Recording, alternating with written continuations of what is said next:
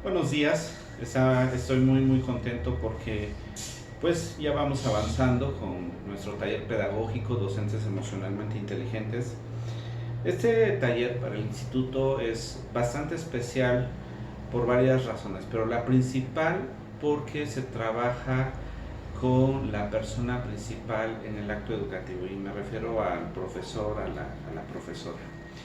Este taller es un taller que tiene que ver precisamente con el trabajo personal, con el trabajo íntimo del profesor, con el trabajo íntimo de la profesora. Tiene que ver con nuestra construcción de vida, con nuestra humanización, con nuestro proyecto general de vida. Y quiero dar inicio en este momento con un texto de Celestín Freinet. Dice: no podéis preparar a vuestros alumnos para que construyan mañana el mundo de sus sueños, si vosotros ya no creéis en esos sueños. No podéis preparar para la vida si no creéis en ella. No podréis mostrar el camino si nos habemos sentado, cansados y desalentados, en la encrucijada de los caminos. Fíjense qué visión tan interesante de Freinet. El profesor necesita, para ser profesor, estar en un desarrollo constante, en un desarrollo pleno, en una construcción y en un logro de sus metas. Se diseñan metas, se diseñan propósitos, se esfuerza por alcanzarlos y además los alcanza. Un profesor que aguarda sus sueños y que los logra, los hace realidad. Un profesor que no deja de soñar. Un profesor que día a día ha puesto su fe, su esperanza en la educación. Sin embargo, el trabajo del profesor no es tan simple, no es tan sencillo.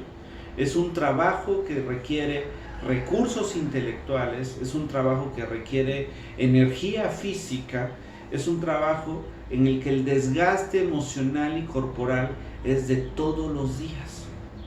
Si el profesor deja de trabajar consigo mismo, deja de alimentar su espíritu, deja de alimentar su alma, deja de educar sus pensamientos, evidentemente va a venir el cansancio, va a llegar el agotamiento y entonces va a dejar de disfrutar el ser docente.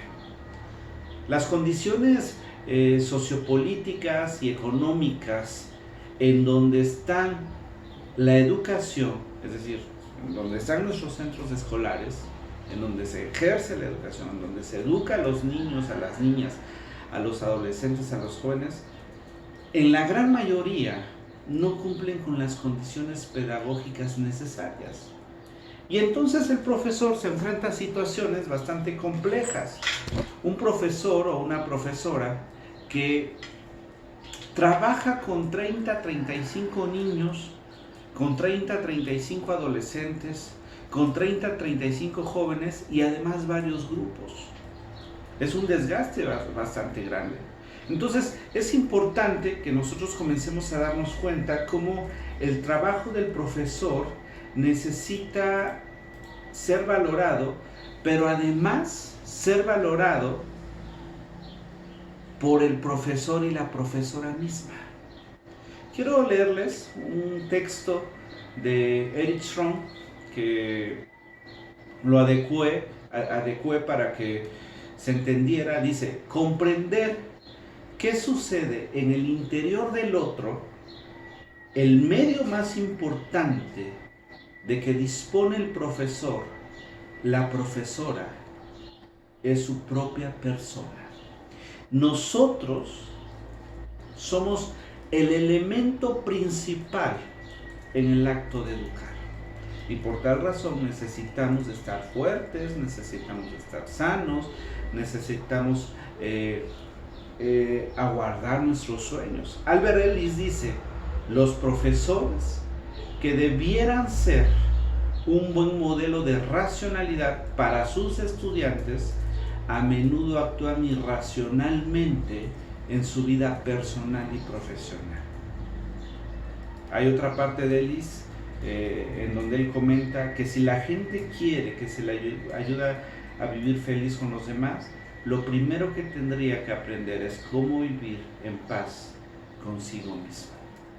He tenido la fortuna, ya por varios años, de al inicio de cada semestre participar en un sistema de bachilleratos, en un programa de formación que tienen como docentes, y la mayoría de los profesores trabajan en condiciones muy similares.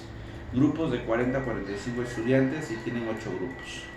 Si fueran 40 estudiantes por grupo y 8 grupos son 320. Y la mayoría de ellos comienza a tener ciertos disgustos porque aparte del ejercicio docente les comienzan a poner algunas cargas burocráticas o algunas otras cargas académicas que evidentemente van saturándolos y los saturan cognitivamente y saturan su energía. Y el trabajo evidentemente en el aula no es un trabajo sencillo, no es un trabajo simple. El profesor, aparte de estar trabajando con su propia persona, comienza a trabajar profesionalmente, comienza a especializarse, como ya lo habíamos comentado en algún momento, en la didáctica, comienza a especializarse en el conocimiento del desarrollo humano en el que se encuentra el estudiante. Y en ese sentido, yo quiero comentarles que el taller de inteligencia emocional tiene que ver precisamente porque la inteligencia de primer orden es la capacidad de sostener dos ideas opuestas en la mente al mismo tiempo y aún así conservar la capacidad de funcionar. ¿Por qué? Porque los escenarios en los que nosotros como maestras, como maestros nos desenvolvemos, la gran mayoría no son los adecuados, ¿no? Tenemos grandes carencias, tenemos grandes cargas de trabajo, tenemos nuestras propias situaciones personales. Sin embargo, al aceptar, al asumir el ser maestro, el ser maestra, estamos acompañando un proceso de formación humana. Es decir, no solamente el maestro o la maestra que está en primero, segundo, tercer grado de primaria, su labor no se enfoca solamente en esa etapa del desarrollo, sino lo que se realice en ese momento va a tener que ver con las etapas o con los años de vida posteriores. Por eso, la etapa del preescolar es de suma importancia lo que se realiza ahí. La etapa de la primaria es de total importancia, la etapa de la secundaria, el bachillerato, de la universidad.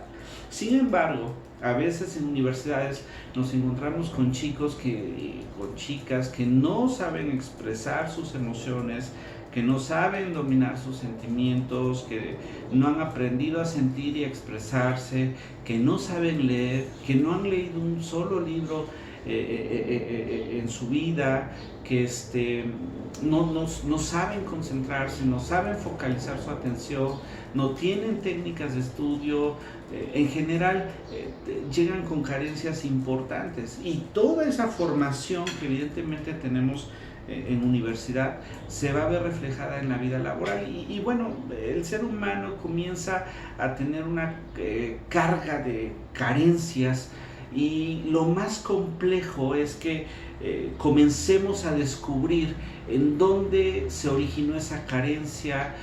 Como yo les comentaba, es un trabajo de introspección personal y comenzar a educarnos, a reeducarnos a nosotros mismos.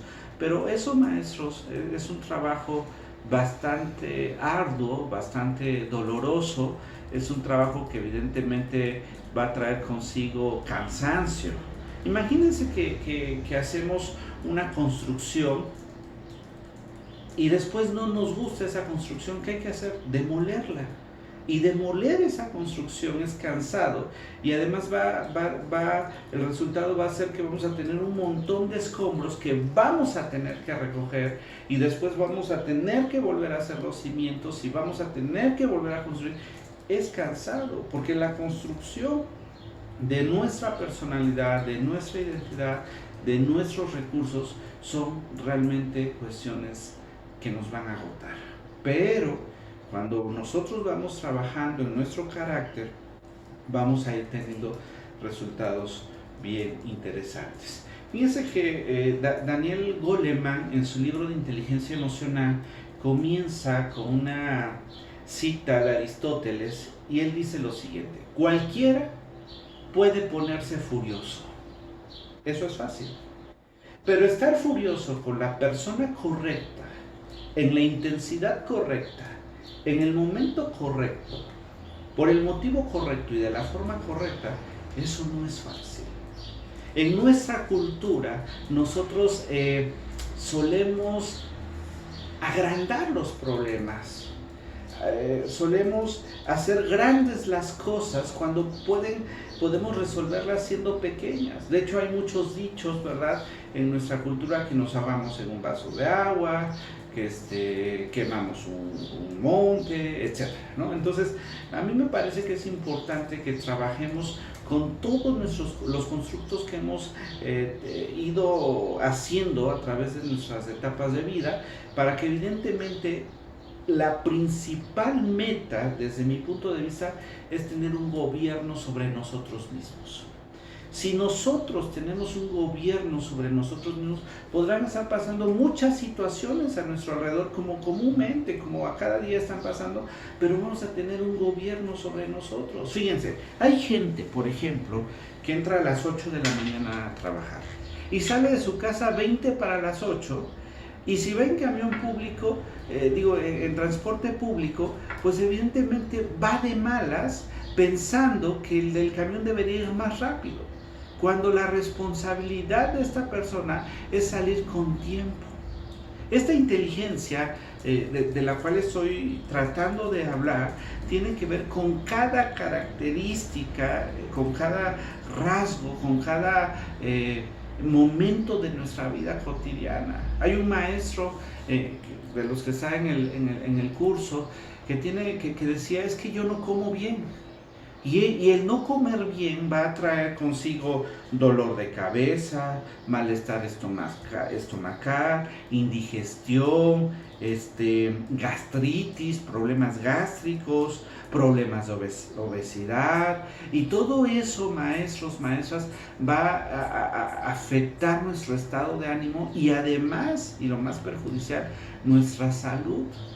¿Qué implica comer bien? Hay que educarnos en comer bien, con nuestro presupuesto, pero a veces gastamos más en una tlayuda, en unos tacos, en una comida, en el cine, cuando a veces podemos nosotros hacer un plan de comida y comer un poco más balanceado y un poco más saludable.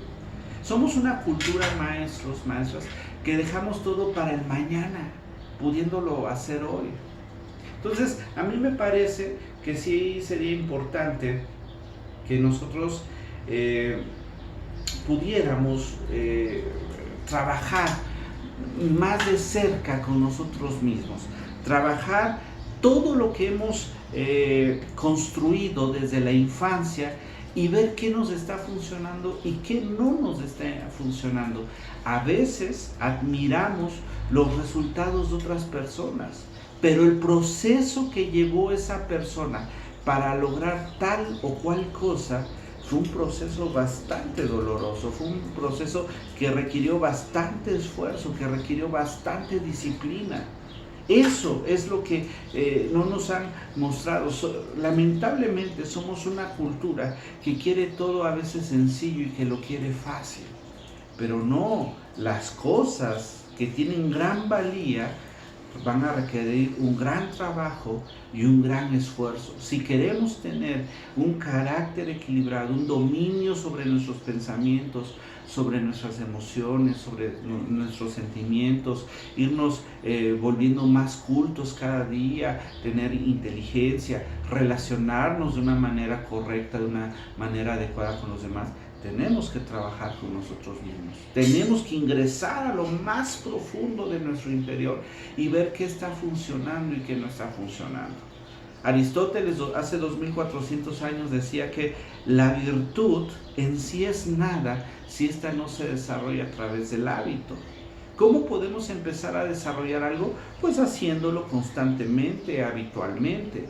Sin embargo, a veces nosotros comenzamos a hacer una actividad que puede parecer favorable y esta actividad con el paso de los días la vamos dejando de hacer. Ponemos un pretexto, ponemos otro pretexto y somos la cultura de los pretextos. Pero aquellas personas que logran establecer un hábito y este hábito pasa a integrarse como parte del carácter de la persona, como parte del carácter nuestro, evidentemente jamás va a desaparecer. Si lo dejamos como un hábito, el hábito, así como se ejercita, si se deja de ejercitar, va a desaparecer. Miren los gimnasios. En los meses de enero, los gimnasios están llenos.